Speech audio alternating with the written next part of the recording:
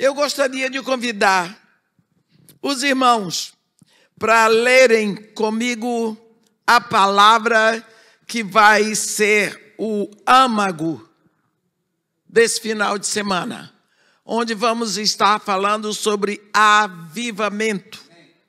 Capítulo 3 do profeta Abacuque diz assim: tenho ouvido, ó Senhor, as tuas declarações e me sinto alarmado. Aviva a tua obra, ó Senhor, no decorrer dos anos e no decurso dos anos, faze-a conhecida. Na tua ira, lembra-te da misericórdia. Quando nós lemos este trecho da oração do profeta, nós temos certeza que ele recebeu o comunicado de Deus, porque ele ouviu Deus falar, mas ele ficou em estado de choque. Tenho ouvido, Senhor, as tuas declarações e me sinto alarmado. Que fazer? Ele já tinha lutado. Então vamos ver um pouquinho o pano de fundo para tudo isso. Nós lembramos que o reino de Judá estava se deteriorando mais e mais desde o tempo de Josias. Olhando o que aconteceu. Josias foi aquele rei que era neto de Manassés. Manassés fez o que era mal perante o Senhor. Quem o substituiu no trono? Amã fez o que era mal perante o Senhor. Manassés começa a reinar com 8 anos. Depois, aos 28, tem uma situação em que o templo estava totalmente destruído por fora. O templo estava destruído por fora, arruinado. O povo levava a oferta lá, mas ninguém pegava. Só que o templo estava arruinado por fora, mas ainda existia um templo arruinado. E dentro era muito pior. A Bíblia diz que dentro do templo existia a adoração a Baal. Lá dentro do templo que foi dedicado para adoração, o culto ao Senhor Deus, lá dentro era adorado Baal. Aqui diz assim que o rei ordenou ao sumo sacerdote Uquias e aos sacerdotes da segunda ordem e aos guardas da porta que tirassem do templo do Senhor todos os utensílios que tinham sido feitos para Baal, que tirassem de dentro do templo.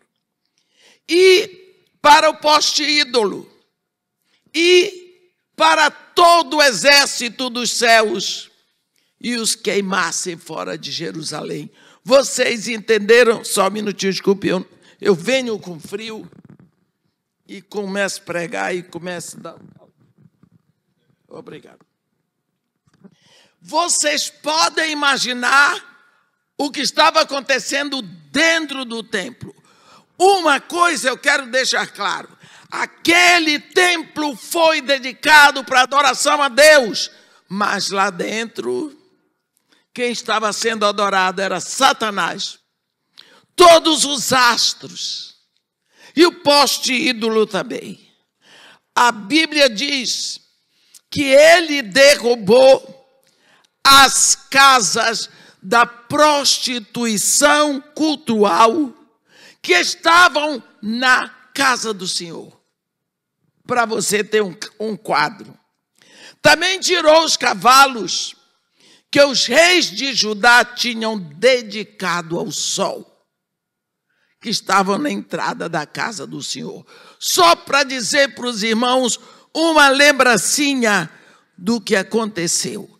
2 reinados atrás, esse rei Josias era neto de Manassés, filho de Amon. O que foi que aconteceu? Quando esse rei, depois ele vai reinar, ele entra com 8 anos, a Bíblia diz, e no 18º ano do seu reinado, 18 com 8 são 26, aos 26 anos ele começou a dar atenção. Aí ele mandou que se arrumasse as coisas. Sabe o que aconteceu, meus irmãos? Sabe o que aconteceu? O sumo sacerdote, está vendo? Havia sumo sacerdotes, havia o sacerdote do segundo turno. Sabe o que foi que ele fez? Ele achou o livro da lei que estava perdido, esquecido na casa do Senhor. Está vendo? Achei. Aí ele procurou o escrivão Safã e disse: olha o que eu achei dentro do templo. Esquecido há quantos anos? O povo não aprendia a lei. O povo não seguia a lei. Por quê?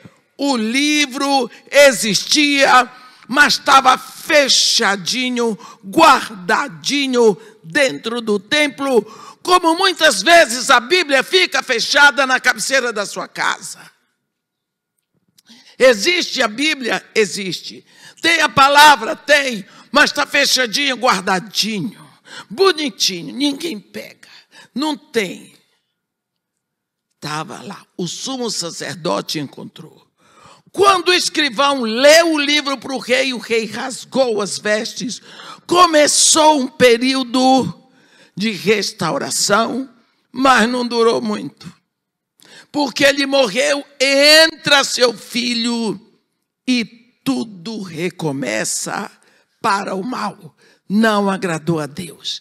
Então, desde o tempo de Josias, havia um declínio espiritual muito grande lá. Nesse momento que o profeta Abacuque escreve o seu trabalho, nós temos a impressão que ele está vivendo hoje. 2025, eu falo no mundo, nessa época. Porque as coisas que ele diz são absolutamente presentes. Qual era a causa de todo o alarme do profeta? Líderes que não obedeciam à lei. Não obedeciam. Então o caos acontece.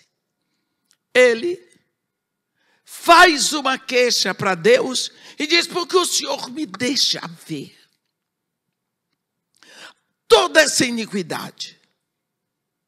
E eu grito, e eu clamo, e o Senhor parece tão indiferente. Por quê? Então, Deus vai responder o profeta. Deus deixou bem claro para o profeta: você acha que eu estou indiferente? Estou trabalhando, meu filho. Eu estou trabalhando nas nações, mas o profeta não percebeu que aquilo era um trabalho de Deus. Deus, então, não se explicou para o profeta, porque Deus não precisa explicar nada, mas ele revelou ao profeta o que estava acontecendo. Deus, meus irmãos, não é indiferente. Deus está fazendo a obra dele, custe o que custar, para quem quiser. Pode ficar perplexo, mas o que Deus fala, ele vai cumprir. Deus começou a sua obra, Ele vai levar adiante. Vai levar. Nós precisamos saber que nada do que está acontecendo hoje está escondido da presença de Deus. Deus falou. O problema é que às vezes na impaciência nossa, nós queremos apressar a mão de Deus. Nós precisamos confiar que o Deus que trabalhou é o Deus que trabalha e que vai trabalhar sempre, porque Deus é fiel a si mesmo. Nós usamos muito o jargão. Deus é fiel. É sim, mas é fiel a quem? A Ele, a sua palavra. Deus diz em Isaías 55, assim como desce do céu a chuva e a neve, e para lá não retornam, sem que antes reguem a terra e a fecundam, e a faça produzir para dar semente ao que semeia e pão ao que come, assim é com a minha palavra. Não retornará para mim vazia, mas fará o que me apraz, e prosperará naquilo para que a designei.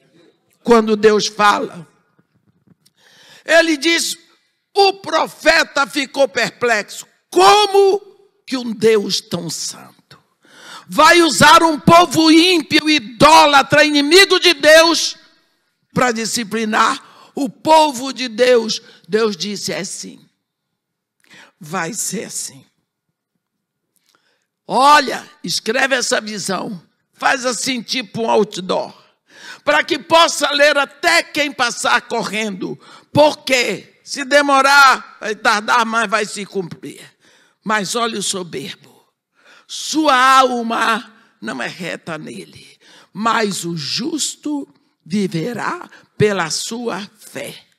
O justo não vive pelo que ele sente, nem pelo que ele vê, mas ele vive pelo que ele crê. Aí é que nós precisamos aprender a olhar para o alto, como a Bíblia fala lá em Colossenses. Quando nós falamos em avivamento, nós vemos claramente que se precisa avivar, é porque ainda existe um pouquinho de fogo. Se não existir fogo, não adianta soprar. Se apagou totalmente, ou precisa de ressurreição ou de enterro, porque morreu. Quando começando direitinho, quando falamos sobre avivamento, nós precisamos lembrar que Jesus Cristo, no capítulo 12 de Lucas, no versículo 49, ele diz, eu vim para atear fogo sobre a terra. E bem quisera que já estivesse a arder. Você diz, mas Jesus disse isso, está escrito. Então ele é incendiário, de certa forma. Quando João Batista vai falar sobre batismo, ele diz, eu vos batizo com água para arrependimento. Mas depois de mim veio o varão, de cujas sandálias eu não sou digno de desatar as correias. Ele vos batizará com fogo e com o Espírito Santo. Bem, batizar é imergir. João Batista imergia as pessoas naquela água escura do Jordão. Quando a pessoa saía de lá, a pessoa ia toda molhadinha, a água ia descendo. Ele batizou, ele imergiu. Mas Jesus Cristo vem para fazer um batismo diferente. ele vai imergir pessoas no fogo.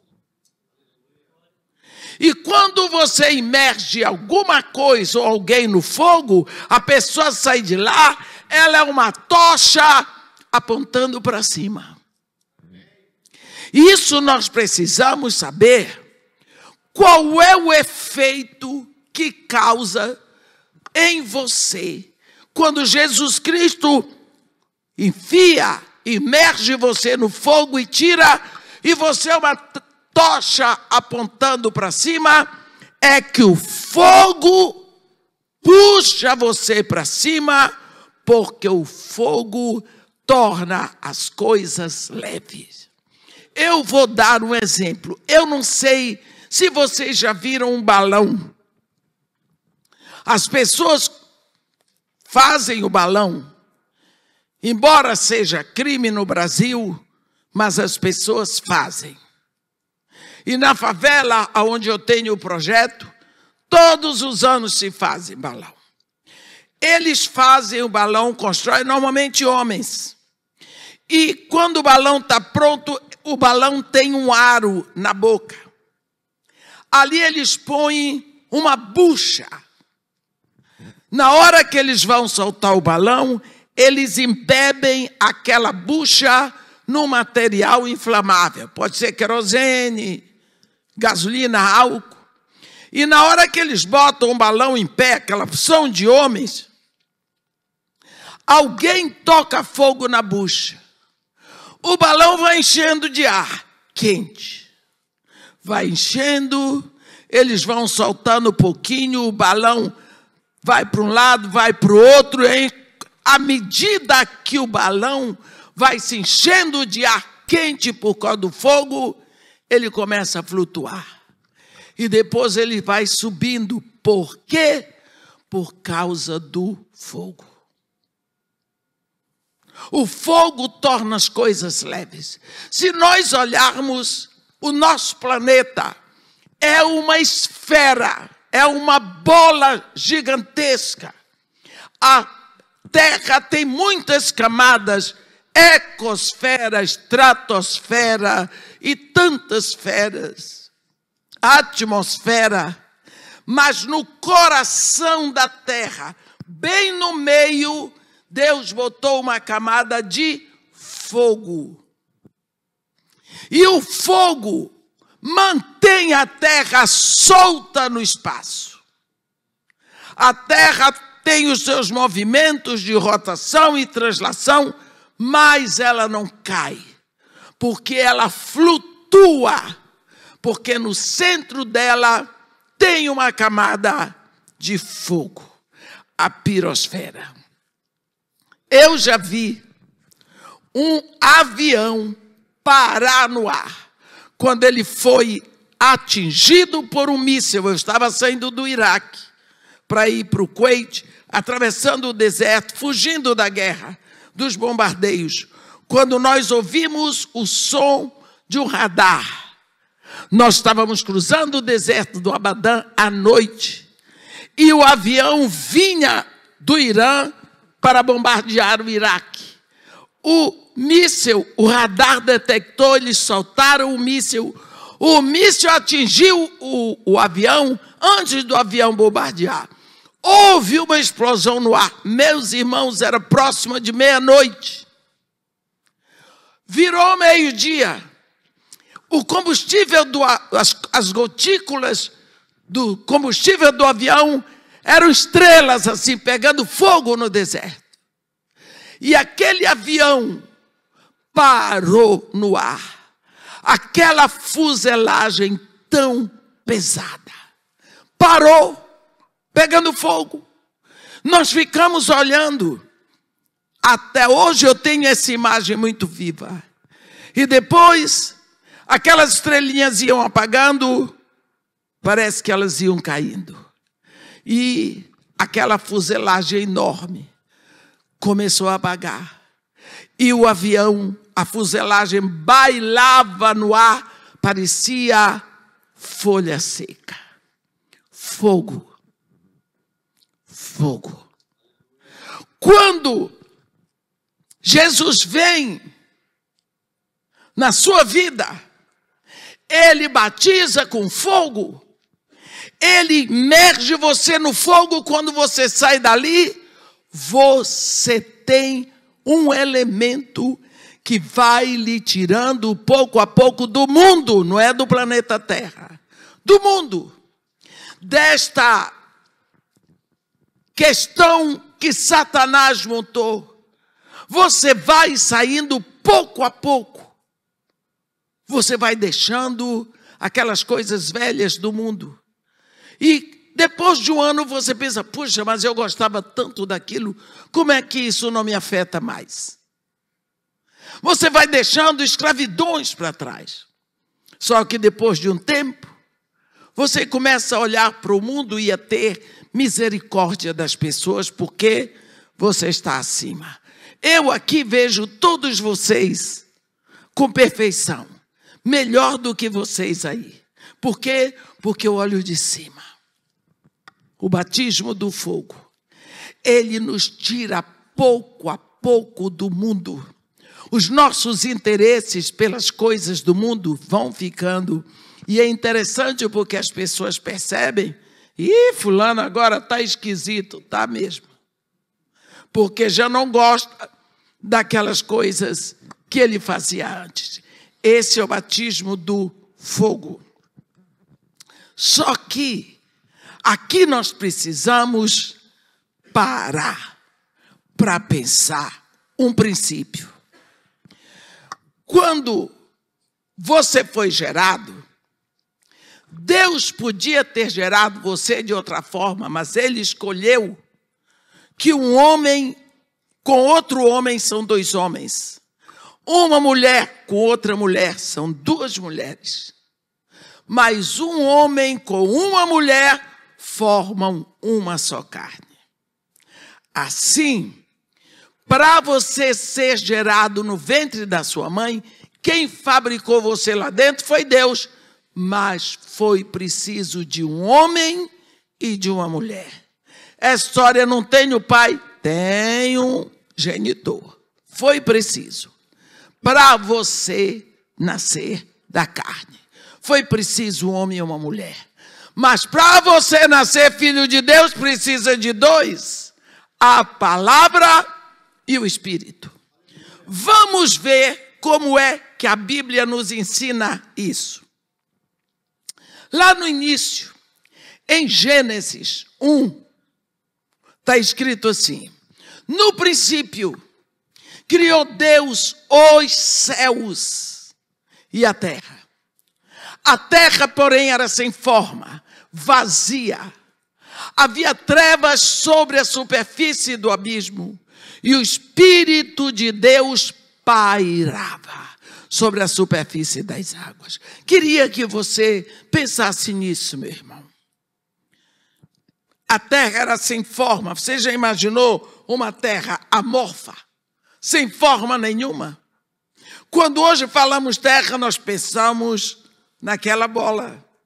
A terra não tinha forma e era vazia. Não tinha uma montanha, não tinha um mar, não existiam árvores, nada. Vazia. E haviam trevas sobre a superfície do abismo. Era um caos. Mas a Bíblia diz: o Espírito de Deus pairava sobre a superfície das águas. Quando você examina isso no Bereshit, que é o Gênesis hebraico, vem a palavra exata de que o Espírito cobria com atenção para que nada acontecesse lá embaixo. Por quê? O Espírito tomava conta com tanta precisão. Quando você lê na Bíblia em inglês, tem uma palavra que dá um sentido assim, ele diz: the Spirit of God was hovering. Tomando conta, hovering, sobre a superfície do abismo. Quanto tempo o Espírito Santo estava incumbido de tomar conta do caos? Não se sabe. Mas um dia vem Deus, o Pai, e diz assim: haja luz. Pá! Houve uma explosão, meus irmãos. Porque o caos foi embora, o cosmos, a criação começou. O quê? A palavra coberta pelo Espírito da explosão de vida. E então Deus começa a trazer palavra. Haja separação entre luz e trevas. Pá! Houve separação entre luz e trevas. E coberta pelo Espírito, Deus só foi ordenando. O Evangelho de João diz: no princípio o verbo, a palavra estava com Deus e a palavra era Deus. O verbo, a palavra estava no princípio com Deus. Todas as coisas foram feitas por intermédio do verbo. E sem o verbo, a palavra, nada do que foi feito se fez. Então nós vemos aqui um princípio de Deus. Palavra mais Espírito é igual a explosão de vida. Então vamos dar um exemplo no Novo Testamento. Estava lá uma virgem em Nazaré, na Galileia. Virgem é virgem. O ventre sem forma, é vazio. Podemos dizer que tem trevas? Não sei. O anjo Gabriel, que assiste na presença de Deus, um dia chega lá e, depois de dizer tantas coisas, ele diz para ela: terás um filho. A palavra vem e cai no ventre dela. Terás um filho. Ela diz: como se fará isso se eu não conheço varão? Eu não tenho relações com nenhum. Como que eu vou ter um filho? Ele disse para ela: é fácil. A palavra está no teu ventre. O Espírito Santo te cobrirá. E o ente que de te nascer será chamado Filho do Altíssimo. Ela pensou um pouquinho e disse: eis aqui a serva do Senhor. Faça-se em mim segundo a sua palavra. A palavra estava no ventre. O Espírito cobriu. Pá! Explosão de vida. Jesus. Mais uma vez, Espírito mais palavra. Vamos dar outro exemplo. Nós sabemos que os discípulos de Jesus Cristo estudaram a palavra com Jesus. Só que Jesus Cristo é Deus. É Deus visível, é Deus audível, é Deus palpável. Pensa, o que é o próprio Deus ensinando a sua palavra. Depois de 3 anos, aqueles discípulos estavam encharcados da palavra de Deus. Sabiam? Você lembra de Pedro? No dia de Pentecostes, ele se levantou com os outros e disse: estes homens não estão embriagados como muitos de vós pensais, mas o que está acontecendo agora é o que foi escrito pelo profeta Joel. E acontecerá naqueles dias, diz o Senhor, que derramarei do meu espírito sobre toda a carne. Está acontecendo agora. Pedro não precisou buscar um livro do profeta Joel para citar a profecia. Sabia de cor. Onde ele aprendeu? Não foi nas redes de pesca, foi com o mestre. Jesus ensinou a palavra escrita. E Jesus, sendo Deus, ele pega toda aquela palavra e ele traz. E ele ensina. Ele, quando ressuscitou, ele diz: toda autoridade me foi dada nos céus e na terra.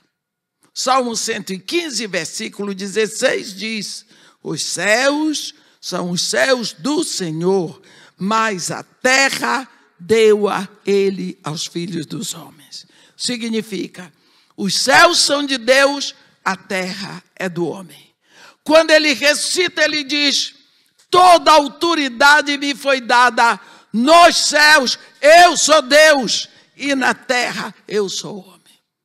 Portanto, com essa autoridade, ide, fazei discípulos de todas as nações, mas agora não, permanecei na cidade, até que do alto sejais revestidos de poder. Recebereis poder quando vier sobre vós o Espírito Santo, então sereis minhas testemunhas em Jerusalém, em toda a Judeia e Samaria e até os confins da terra. Por que os discípulos não podiam ir? Tinham que esperar o Espírito. Porque eles tinham toda a palavra. A palavra estava lá, como estava no ventre de Maria, mas precisava do Espírito para dar a explosão de vida. Se você fizer uma comparação, 3 anos aqueles discípulos com Jesus não serviram para nada.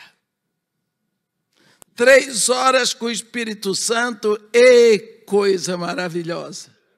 O Espírito Santo desce depois de 3 horas, 3.000 convertidos, num sermão.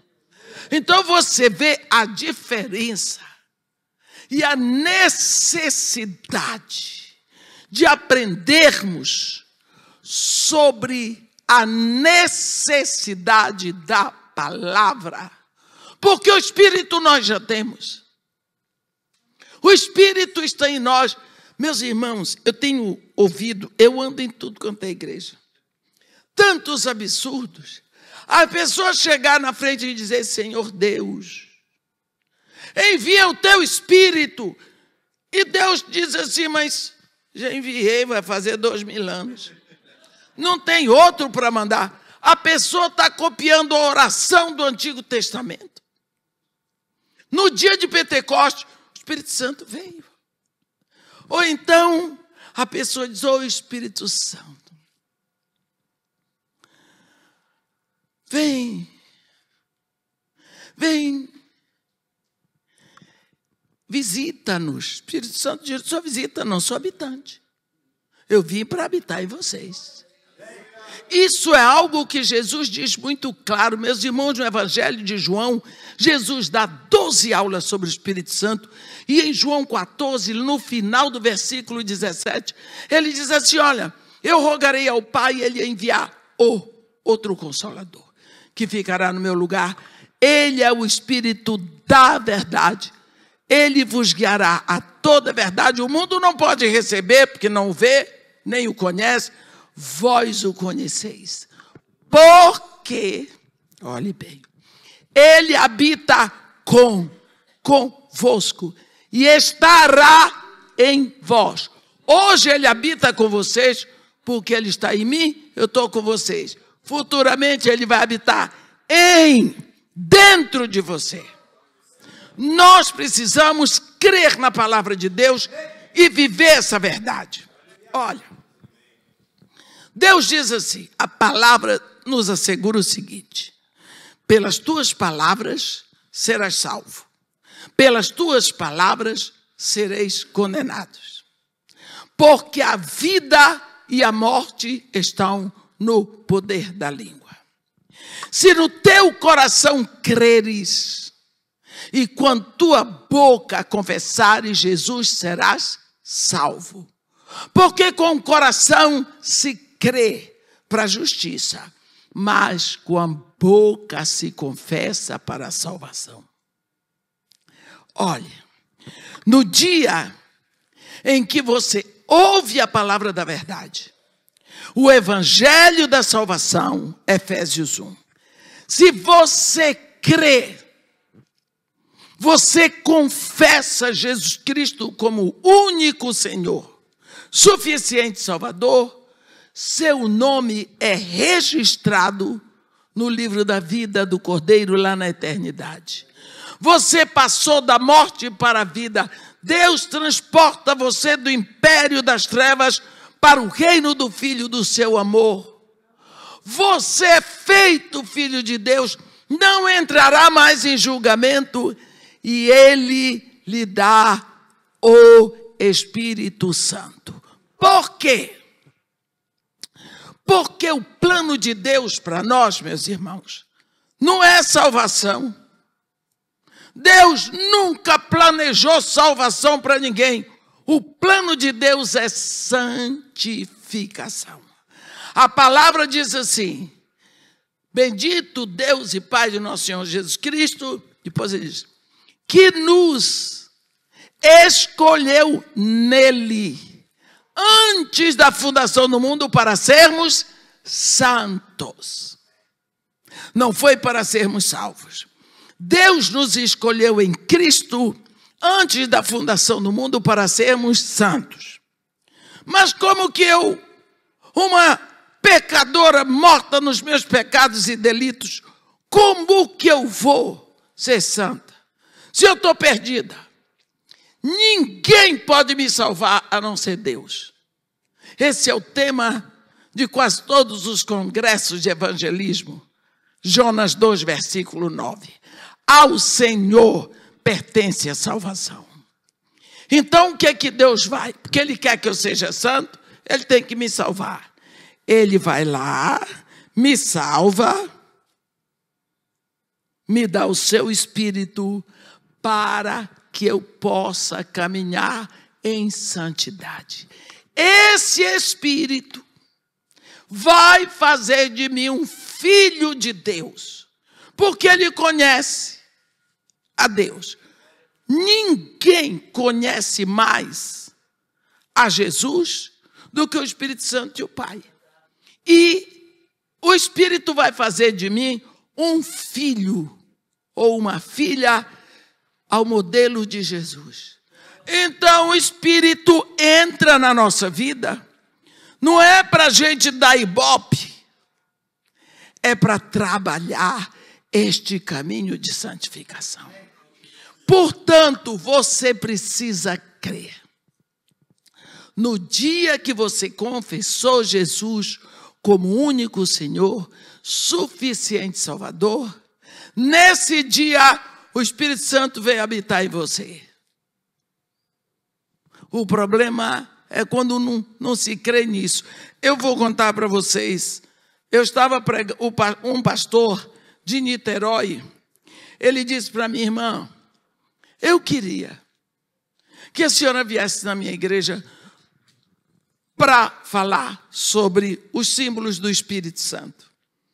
O nosso culto é toda quarta-feira. Eu disse para ele, pastor, são 8 símbolos do Espírito que tem na Bíblia. A senhora pode vir 8 quarta-feiras? Quarta-feira é um dia no meio da semana. Eu disse, eu vou, se eu não estou viajando, porque às vezes eu estou viajando. Viagem para longe, Europa, África, Ásia, por aí não dá. Mas, estando aqui, eu venho. Então, eu comecei a dar os símbolos do Espírito. Uma quarta-feira, eu estava pregando sobre o símbolo pomba. Depois que eu acabei de pregar, aí as pessoas vieram conversar comigo, mas me chamou a atenção a presença de um homem que estava lá parado na parede. Quarta-feira, no outro dia todo mundo trabalha, tem criança para ir na escola. E eu disse, meu irmão, você quer falar comigo? Quero, mas é só com a senhora. Eu não quero ninguém perto. Ele ia falar alguma coisa que não era da conta de ninguém. Eu pedi permissão para o povo, fui conversar com ele, pode falar. Ele disse, irmã, minha pergunta é rápida. O que é que eu posso fazer para ter o Espírito Santo? E eu achei ótima a pergunta dele, porque para mim era muito fácil. Eu disse, meu filho, é fácil. Se você quer ter o Espírito Santo dentro de você, você tem que crer no trabalho redentor de Jesus por você. Falei bonito. E você tem que confessar Jesus como o único Senhor, suficiente Salvador. Neste momento eu E ele olhando para mim. Ele disse, já fiz isso há 10 anos. Eu disse para ele, então você tem o Espírito Santo? Ele, não tenho, não. Agora pensa, que situação. E aí ficou aquele negócio, tem? Ele, não tenho. Ele olhou para mim, mas ele estava tão irado. Ele disse, irmã, é a minha falta de jeito. Por favor, bota isso aqui, eu vou sair daqui de perto, que eu já tinha pensado que eu ainda ia derrubar isso aí. Pronto, vou sair de lá para cá. Ele diz, é impossível que uma pessoa que tem os meus maus pensamentos, que cheia de maus desejos, que tem o Espírito Santo dentro de você. A senhora sabe os pensamentos ruins, os desejos maus que eu tenho? Eu disse, não quero saber. Eu disse agora, sabe aquela oração de Neemias? Orei a Deus e respondi. Deus naquela hora me socorreu com uma palavra de conhecimento. A palavra de conhecimento é uma centelha milimétrica do conhecimento de Deus que o Espírito lhe entrega naquele momento para solucionar uma questão. Eu disse, meu irmão, quando você não era crente, sua mulher vinha para a igreja com seus filhos e sua sogra. Você ficava em casa. Todo mundo estava orando por você. Mas um dia, o seu filho ia representar aqui Dia dos Pais. E ele queria que você viesse. E você veio, como visitante. Naquele dia, Deus, na sua infinita misericórdia, falou para você. O pastor entregou a mensagem. E aquilo atingiu seu coração como uma flecha.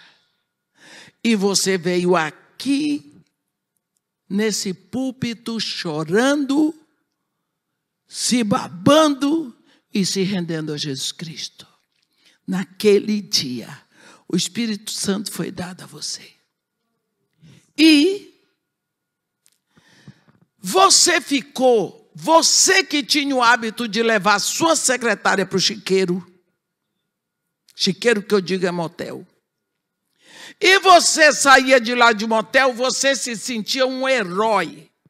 Viu como eu sou bacana? Eu sou muito inteligente. Porque eu faço o que eu quero, não precisa ninguém saber, duvido que minha mulher descubra.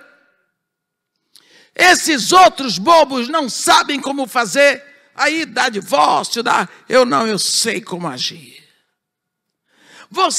Sua secretária ficou sabendo que você tinha rendido sua vida a Jesus Cristo. Porque sua mulher avisou. Todo mundo ficou feliz. Depois de 2 meses você aguentou. Você ficou com vergonha de levar a secretária sua do lado do seu escritório.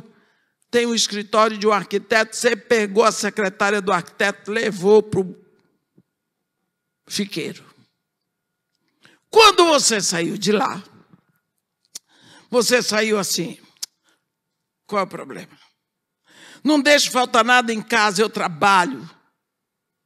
Não maltrato minha mulher, não maltrato meus filhos, eu sou bom com todo mundo, não devo nada para ninguém. Você saiu se desculpando. Depois de mais uns dias, você pegou a sua secretária e levou para o motel, lá para o chiqueiro.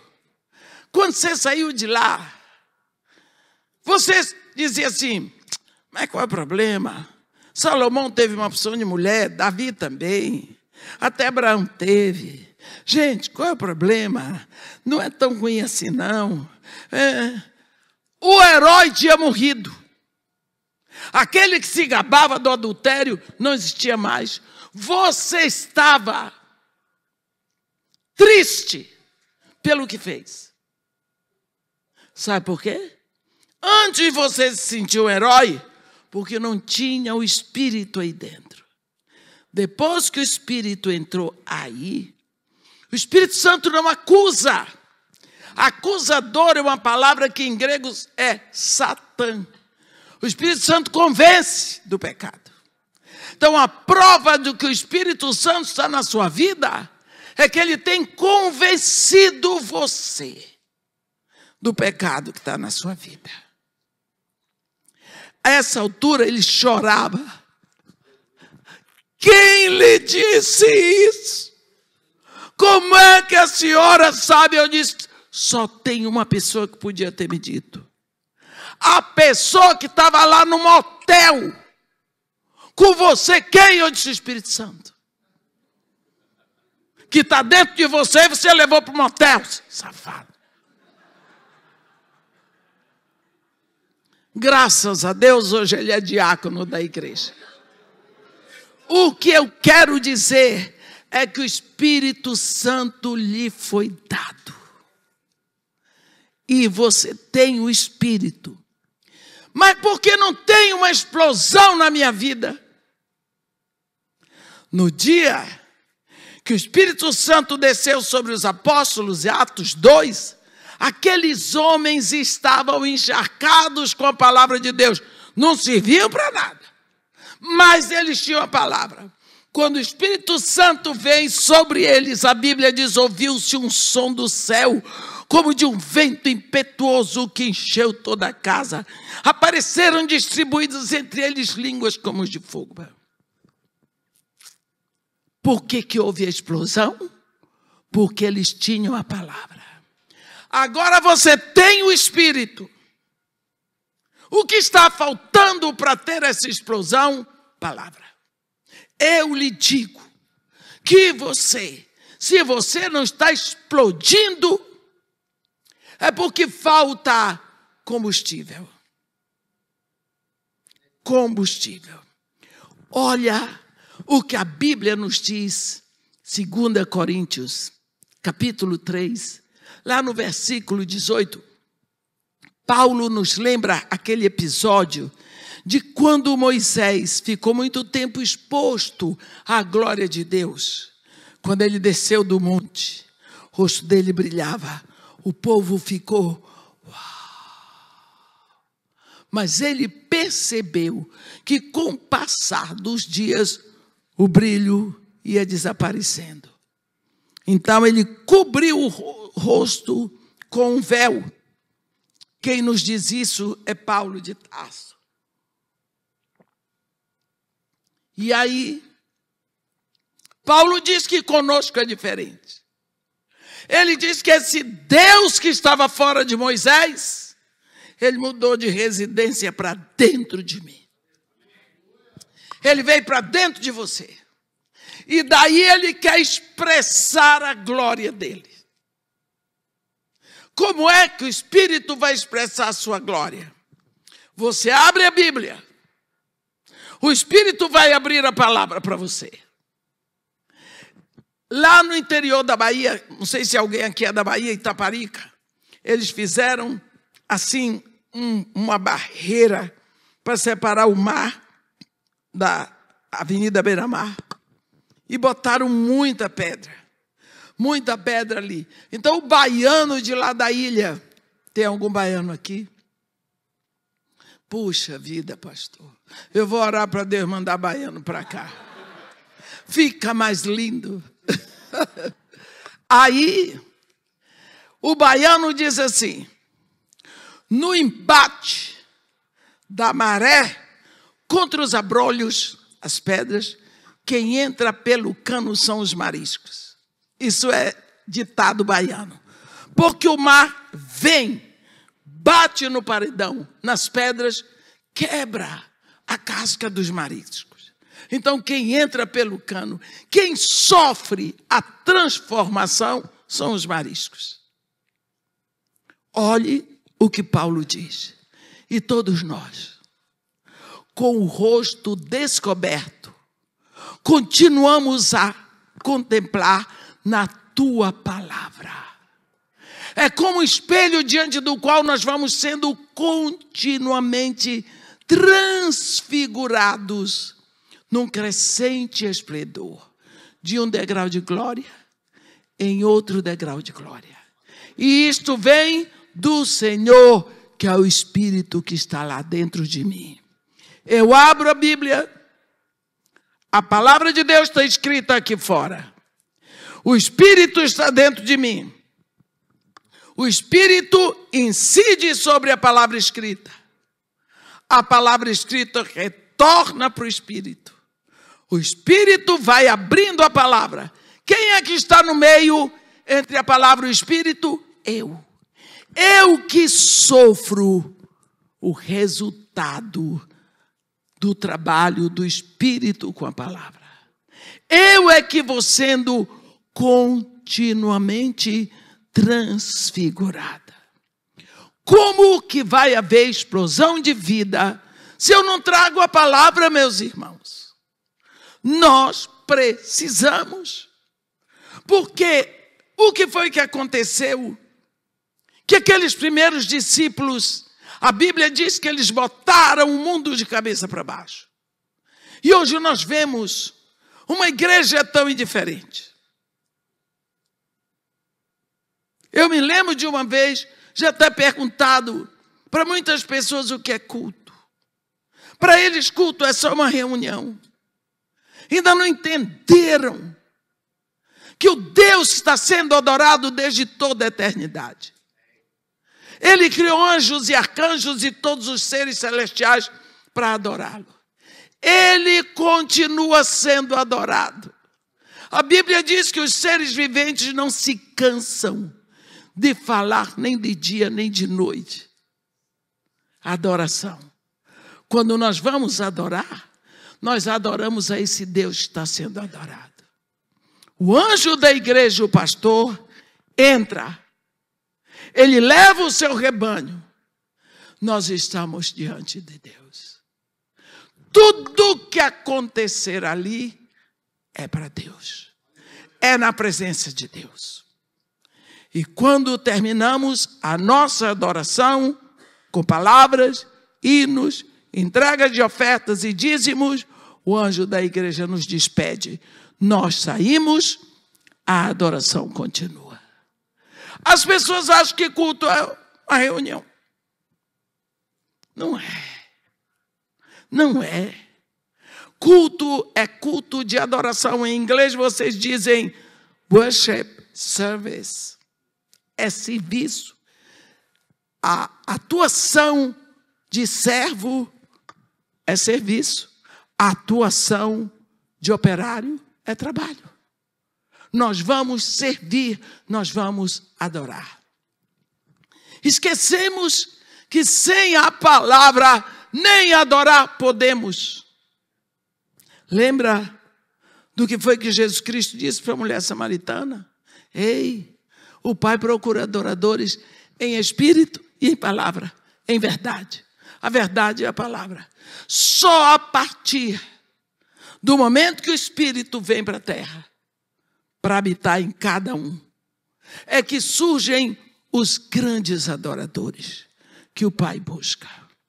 Por que será que nós estamos negligenciando a palavra de Deus?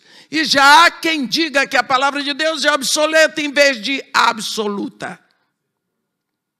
É o Espírito que entrou. Quando Jesus Cristo escreveu as cartas para 7 igrejas da Ásia, ali naquele vale existiam mais de 10 cidades, mas Jesus escolheu 7. Éfeso, Esmirna, Tiátira, Sardes, Éfeso, Esmirna, Pérgamo, Tiátira, Sardes, Filadélfia e Laodiceia. Ele, quando fala para Tiátira, você fica impressionado, porque era uma igreja maravilhosa. Mas quando ele dá a reprimenda, ele diz: tenho, porém, contra ti. Ora, se Deus é contra nós, quem será por nós? Tenho, porém, contra ti o tolerares que esta mulher Jezabel não apenas ensine, mas que seduza os meus servos a praticarem a prostituição e a comerem comidas sacrificadas a ídolos. Você diz mais, Jezabel estava morando em Tiátira, no primeiro século. Jezabel foi esposa de Acabe lá no Antigo Testamento. Jesus está falando do mau espírito que se moveu através de uma mulher. Naquela época, era o pai que procurava o marido, o casamento para sua filha. Jezabel era uma princesa. Ela era filha de Etbaal, rei do Tiro, sacerdote de Astarote. Uma princesa acostumada a tudo do melhor, tendo a melhor educação, as melhores joias, tudo do melhor. Ele arranjou para sua filha um casamento de realeza. Casou a filha, fez um casamento político com Acabe, rei de Israel. Quando Jezabel vem para Israel, ela diz, eu vou implantar em Israel o culto ao meu Deus, Baal.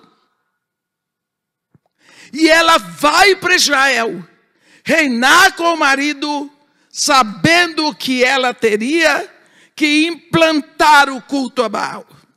Mas ela era uma mulher inteligente.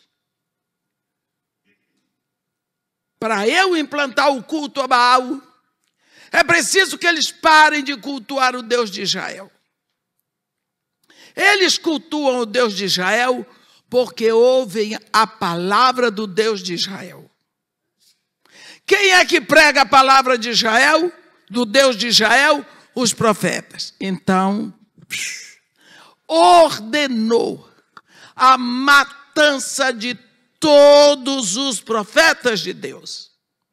Assim, ninguém prega a palavra de Deus.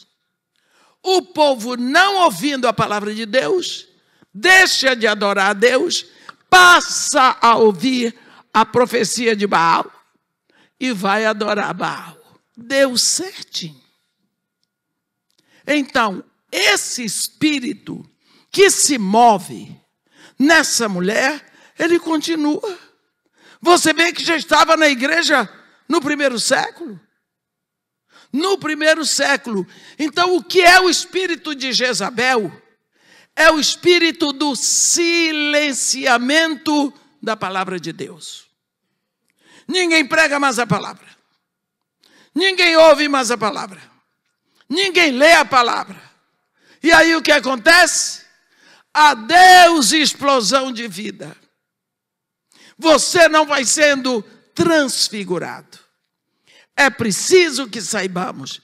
Não sei quem inventou que o espírito de Jezabel, o espírito de prostituição sexual, aqui quando fala que ela induz a prostituição, meus irmãos, prostituição na Bíblia é idolatria.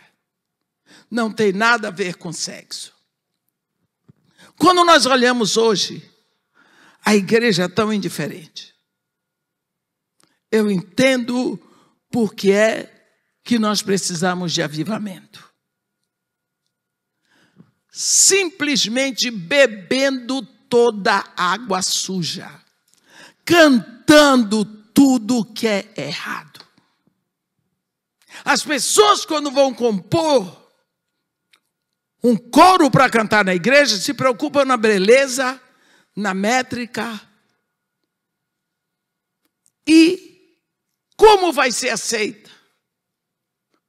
Mas não se preocupam, ou pelo menos 80% dos compositores não se preocupam com a palavra, com a mensagem. Por que é que nós vivemos traduzindo canções do inglês para o português? Não temos quem componha a palavra. nós temos um débito com isso. A palavra de Deus. Vocês sabem que se eu estivesse aqui para dar um grande show, só que estava cheio, mas como é a palavra, então as pessoas não estão interessadas. E tudo o que nós precisamos é a palavra de Deus. Quando nós pensamos que Deus criou tudo pela sua palavra, e a sua palavra é Jesus, Deus cria pela sua palavra. Ele diz, aonde a palavra chega, nas trevas, as trevas não subsistem. Pensamos avivamento. Se existe a necessidade de avivamento, é porque a chama está lá embaixo. Às vezes as pessoas acham que avivamento é muita música, muita dança, muito louvor. Também é consequência. Aumenta o louvor, aumenta a alegria, aumenta tudo, mas avivamento tem sua base no arrependimento. A igreja não tem pregado arrependimento, novo nascimento, santificação. Por quê? É tão triste que está escrito na Bíblia. João Batista aparece no deserto da Judeia, começa a pregar. Primeira palavra que sai da boca daquele homem: arrependei-vos. Essa é a primeira palavra. Então, será que João Batista era doido? Pode até parecer, mas eu digo para vocês que não era. Arrependei-vos. A Bíblia diz que quando João Batista foi preso, aí Jesus começou a pregar na Galileia. Qual era a palavra que Jesus começou dizendo? Arrependei-vos. Arrependei-vos. Jesus. No dia de Pentecostes, o primeiro sermão que saiu da boca de um pecador cheio do Espírito Santo. Quando o povo tomou conhecimento do que tinha feito, nós assassinamos o Filho de Deus. O povo pergunta para Pedro, e agora? Que faremos? Arrependei-vos. Crede no Senhor Jesus, recebereis o dom do Espírito Santo. E a Bíblia diz em Lucas 24, Jesus Cristo mandou que se pregasse arrependimento para o cancelamento dos pecados. Então, meus irmãos, arrependimento é condição sine qua non para a nossa vida. Aí você diz assim, mas irmão, eu não preciso mais me arrepender, porque eu me arrependi no dia que eu entreguei minha vida a Jesus Cristo. Glória a Deus. Você ouviu a palavra da verdade, o evangelho da sua salvação, creu. Você se arrependeu do seu pecado, você se rendeu a Jesus Cristo. Então, acabou? Começou. Quando João está escrevendo sua primeira carta, a carta é direcionada para pessoas como nós, filhos de Deus, cheios do Espírito, que já tem seu nome escrito no livro da vida. Foi para a igreja. Quando você lê o capítulo 2 dessa carta, ele diz assim: filhinhos meus, eu vos escrevo essas coisas para que não pequeis. Se, todavia, alguém pecar, tendes advogado junto ao Pai, Jesus Cristo, o justo. Hein? Então Joãozinho estava errado? Não. Joãozinho está dizendo que aquele que é nascido de Deus não vive na prática do pecado. Mas o pecado pode acontecer como um acidente. O pecado não é uma tônica na vida do crente, mas ele pode acontecer. E Jesus? O que que Jesus Cristo diz a respeito disso? Jesus diz a mesma coisa. No capítulo 13 de João, Jesus estava lá na mesa com seus discípulos e de uma hora para outra ele teve um insight. Ele estava ali e pensou: todas as coisas o Pai botou nas minhas mãos. Eu sou o Senhor do universo. Eu sou o Deus dos céus e da terra. E, sabendo que ele viera de Deus, ele conhecia a sua origem. E sabendo que ele voltava para Deus, conhecia seu destino, levantou da mesa, tirou a capa de cima, pegou uma toalha, botou no ombro, pegou uma bacia, encheu de água, passou a lavar os pés dos discípulos. Versículo 8, capítulo 13 de João. Quando ele chega aos pés de Pedro, Pedro diz: nunca me lavarás os pés. Pronto.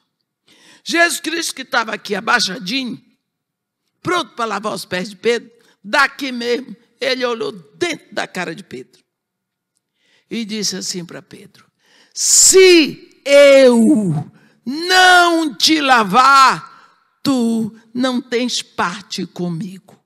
Olha, se eu não te lavar, tu não tens parte comigo. Aí Pedro disse: então, não apenas os pés, mas as mãos, a cabeça. Ele disse: não, Pedro, isso é Pedro, né? Aí Jesus diz assim: quem já se banhou não necessita de lavar, senão os pés. Quanto mais, está tudo limpo. Olhe bem, quem já se banhou, é o nosso caso, não necessita de lavar senão os pés, quanto ao mais está todo limpo. Olhe bem. Você toma um banho para vir para a igreja. Aí, você, enquanto você está se arrumando, você está descalço dentro de casa. Aí você vê seu cachorrinho saindo para a rua. Lá para o jardim. Você corre com tudo. E vai buscar. Quando entra em casa, você diz: sujei meus pés. O que você vai fazer? Você vai tomar banho de novo? Vai lavar os pés. É isso que Jesus está dizendo. Quem já se banhou não precisa de lavar, senão os pés. A Bíblia diz em 1 Coríntios capítulo 6, ou não sabeis que os injustos não herdarão o reino de Deus? Não vos enganeis, nem impuros, nem idólatras, nem adúlteros, nem efeminados, nem sodomitas, nem ladrões, nem avarentos, nem bêbados, nem maldizentes, nem roubadores herdarão o reino de Deus. Tais fostes alguns de vós, mas vós agora vos lavastes, mas fostes santificados, mas fostes justificados em o nome do Senhor Jesus Cristo e no Espírito do nosso Deus. Aquilo que fizemos para trás ficou. Nos rendemos a Jesus Cristo lavados, justificados. Então agora tudo pronto. Mas pode ser, pela nossa natureza pecaminosa, que aconteça um pecado. O que é que eu vou fazer? Eu vou ficar na culpa? E agora que eu pequei? Não. Não precisa ficar com culpa. A Bíblia diz em Hebreus: muito mais o sangue de Cristo, que pelo Espírito eterno se entregou sem mácula a Deus, purificará as nossas consciências das obras mortas para servirmos ao Deus vivo. Não fique na culpa. Vá ao seu Senhor para Ele lavar o seu pé. Porque quando você vai a Ele, confessando, falando, pedindo, com a sua atitude você está dizendo: eu lhe pertenço. O Senhor é o meu dono. O Senhor me comprou. Então, meus irmãos, essa questão de arrependimento é um ato contínuo da nossa vida. Nós precisamos estar revisando. Revisando. Nós estamos numa época de muita fofoca. O povo chique diz fake news. Muita fofoca. E nós falamos das fofocas. E a Bíblia diz assim: não espalharás notícias falsas. Que tal? Mas nós espalhamos. Nós dizemos. Quando a gente manda ali, recebe uma notícia, manda para outra pessoa. A gente nem está preocupado se é verdade, mas é interessante. Então, o que eu quero dizer é o seguinte: precisamos o tempo todo buscar a consciência de quem nós somos. Nós não somos mais aquelas pessoas de antes. Nós agora somos diferentes. O próprio mundo vai dizer isso. Então nós precisamos ter consciência. Aquele fogo que veio na nossa vida no início, ele tem que queimar. E para isso nós temos que pedir a Deus: aviva o fogo. Sopra. Sopra o teu fogo. Nós sabemos que quando nós queremos acender uma fogueira lá no interior, e vai acendendo. Mas quando chega na hora de apagar a vela do aniversário, o mesmo sopro que acende a chama, apaga a chama. Mas o sopro de Deus, ele é um sopro de vida. E quando nós falamos em avivamento, nós falamos de algo que não morreu, que existe, que vai se extinguindo, mas precisa de um sopro. Isso só é possível acontecer na vida de filhos de Deus. Porque os que não são filhos de Deus, eles precisam de nascimento no Espírito. Nós precisamos de avivamento. Nós vamos amanhã olhar e depois de amanhã cada vez mais profundo. Hoje eu quero deixar com os irmãos o seguinte: o Espírito já está em você. Se alguém aqui nunca confessou Jesus como único Senhor, suficiente Salvador, eu lhe peço que você procure o pastor. Porque agora eu vou orar pelos que já são filhos de Deus. Alguém aqui que está presente gostaria de render a sua vida a Jesus Cristo, confessando que crê no valor do sacrifício do Calvário? Então, para você, podemos falar de avivamento. Nós vamos ver sobre toda essa temática para ver o que está acontecendo conosco. Mas hoje vimos que para que haja avivamento, precisa o combustível chamado palavra. E quanto mais palavras botamos para dentro, mais a chama vai se acendendo.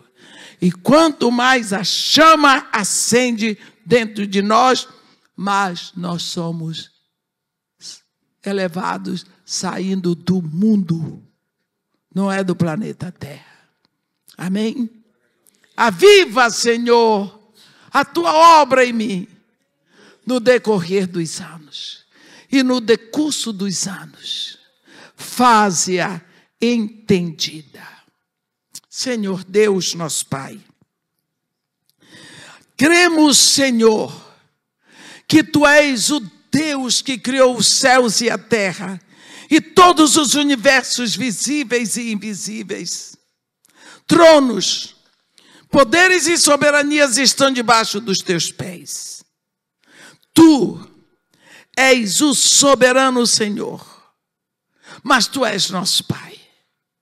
Nunca vamos compreender como o Senhor, na sua santidade, o Senhor escolheu pessoas como nós. Nós compreendemos que o Senhor não precisa de nós. O Senhor diz: olha, a minha mão fez todas as coisas. E todas elas vieram a existir, mas o homem para quem eu olho é o aflito, o abatido de espírito que treme da minha palavra. Ó Senhor, dá-nos um coração que Te busque, dá-nos sede de Te conhecer, dá-nos um desejo de ouvir a Tua voz.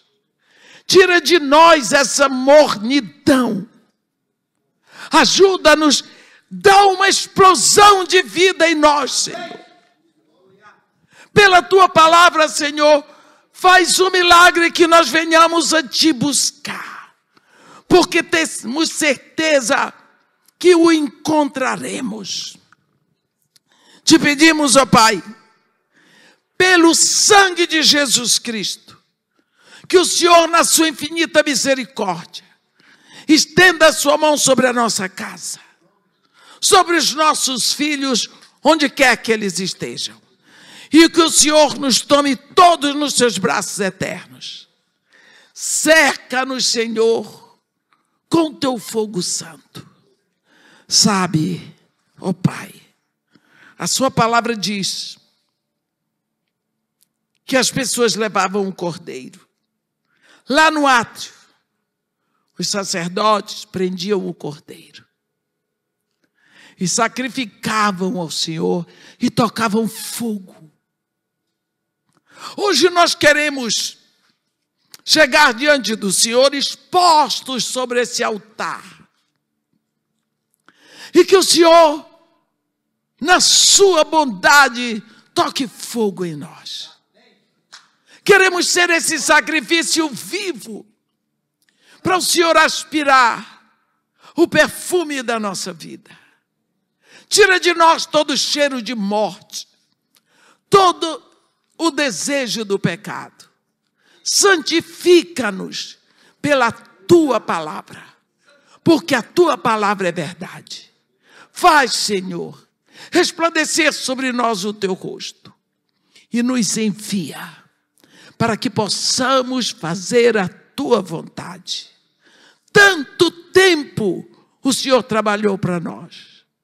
Agora o Senhor trabalha em nós, mas nós queremos, Senhor, expressar o Seu trabalho através de nós, para que o Senhor se deleite na nossa vida, para que o Senhor se alegre na nossa vida, para que nós sejamos filhos Seus, a fazer a Sua obra na terra. E por isso, nós nos entregamos aqui e nos rendemos mais uma vez, ó Pai. Lava-nos mais e mais com a Tua palavra. Dá-nos fome dessa palavra. Dá-nos sede da Tua presença. Senhor, Te pedimos que nada importe mais para nós do que Te conhecer. Porque Te conhecendo, vamos Te amando. E enquanto Te amamos, vamos crescendo para que a nossa vida fique cada dia mais próxima da aparência de Jesus. Nós te agradecemos, Senhor, em nome de Jesus. Amém.